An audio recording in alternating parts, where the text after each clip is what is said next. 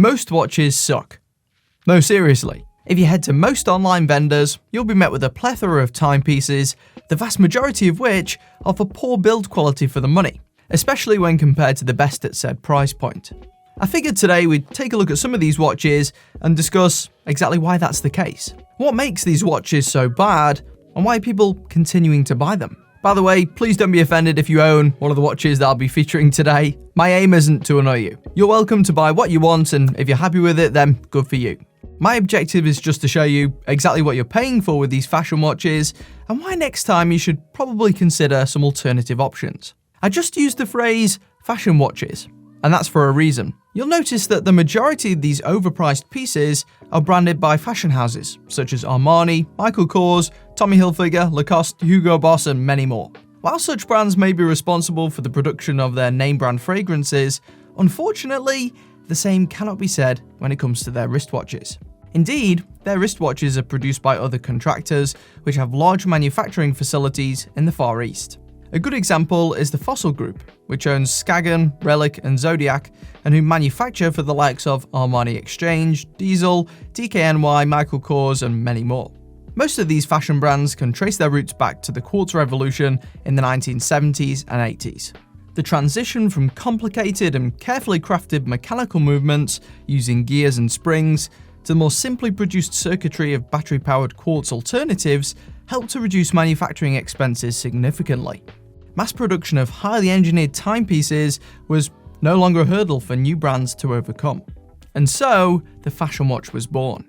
Fashion watches are made to serve a specific audience. Those who are after a fashionable watch that looks good with their outfit for a relatively low price.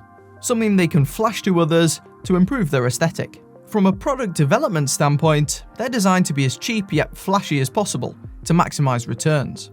For decades, this strategy has proven to be tremendously profitable, as these brands have been able to get away with producing low-quality watches with a recognizable brand name stamped on them, allowing the asking price to be multiplied and profit margins increased. In recent years, though, the rise of the smartwatch has cannibalized the sales of these quartz fashion pieces. People are more addicted to social media and smartphones than ever before, and I suppose they see these smartwatches as a way of permanently staying plugged into that ecosystem. They're not only more functional, but they scratch that same aesthetic itch. The youth want to be seen wearing these. What's the point here then? What do smartwatches have to do with the development of these quartz watches? Well, the increasing competition from the smartwatch sector has forced many of these brands to start reducing costs to an extreme degree, in an effort to preserve their bottom line.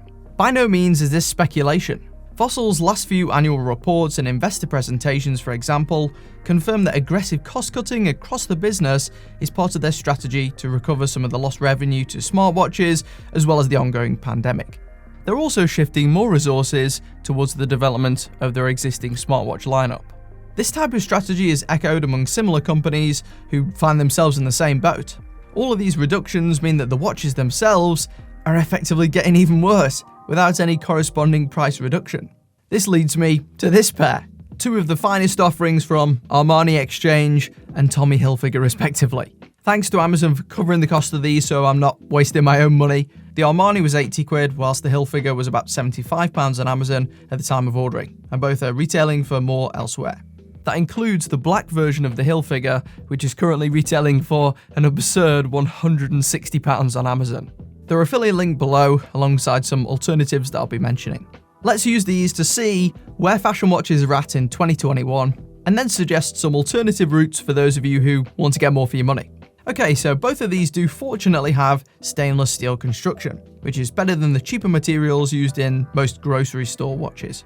This will provide increased corrosion and scratch resistance, which is good, though it is still the industry standard material that is easily obtainable in watches from about £30 and upwards. The steel used in the Armani feels especially thin, with a very tinny feeling that makes the piece immediately feel extremely cheap.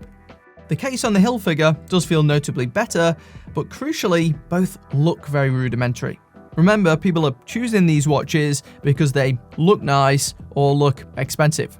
Unfortunately, the Hilfiger looks like it's constructed of plated plastic due to the overly shiny finish and the fake integrated end links that serve no functional purpose. You'll notice that the crown guards are also completely misaligned with the crown itself.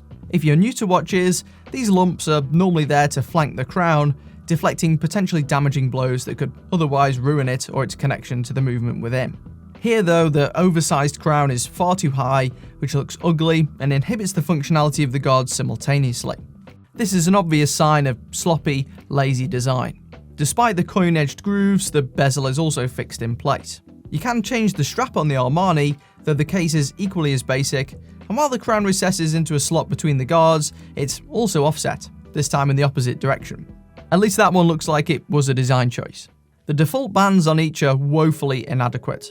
The bracelet adorning the Tommy Hilfiger is a bare-bones, folded link steel piece that jangles around, not far from that on a £15 Casio.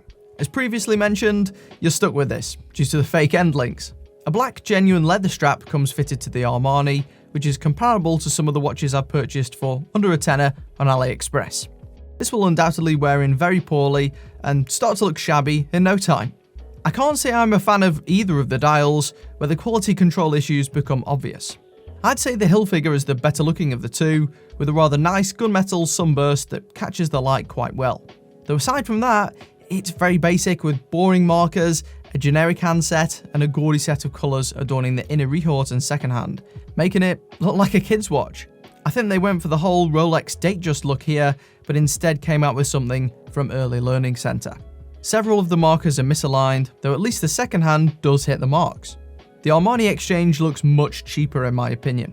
The hands look like they've been circumcised, ending well short of where they should, whilst the markers look very poor and generic. There's a waffle-like square texture across the centre, though it's been convoluted by the addition of a second chapter ring around the perimeter and a hideous silver bar which passes through the middle, housing the Armani logo for a second time. The upper main logo is not only misaligned, but it also overlaps one of the second marks.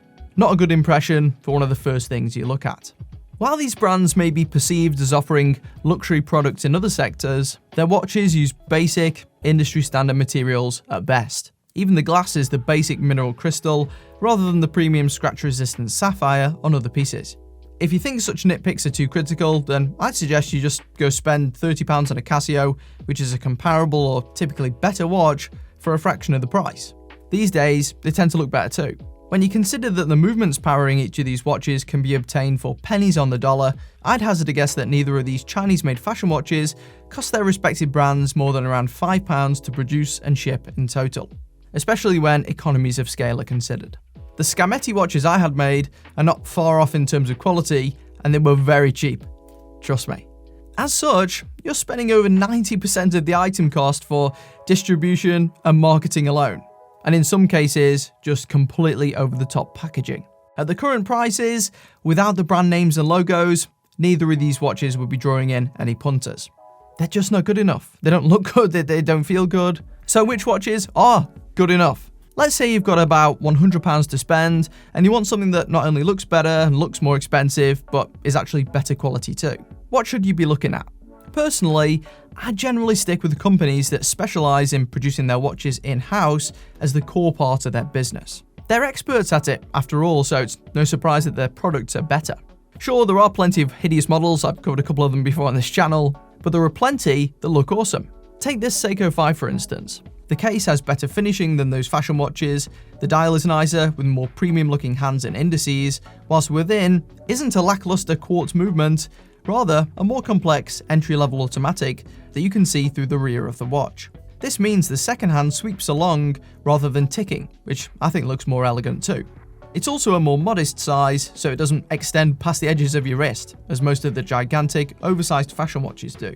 True, this type of watch does have its downsides, such as accuracy and maintenance, but I still think it's a better use of your money. It'll also retain a portion of its value if you did decide to resell it at some point, unlike the aforementioned fashion watches, which lose 80 to 90% of their worth the second you press buy now.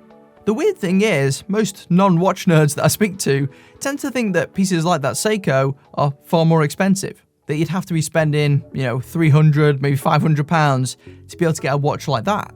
Well, this one is actually well within the same ballpark as that garbage Armani and Hilfiger price-wise, as are many other great alternatives that I've reviewed before. I'll leave some other options in the video description alongside some videos for you to watch next. If you enjoyed the video, consider subscribing, and I'll see you next time. Have we triggered anyone? Triggered!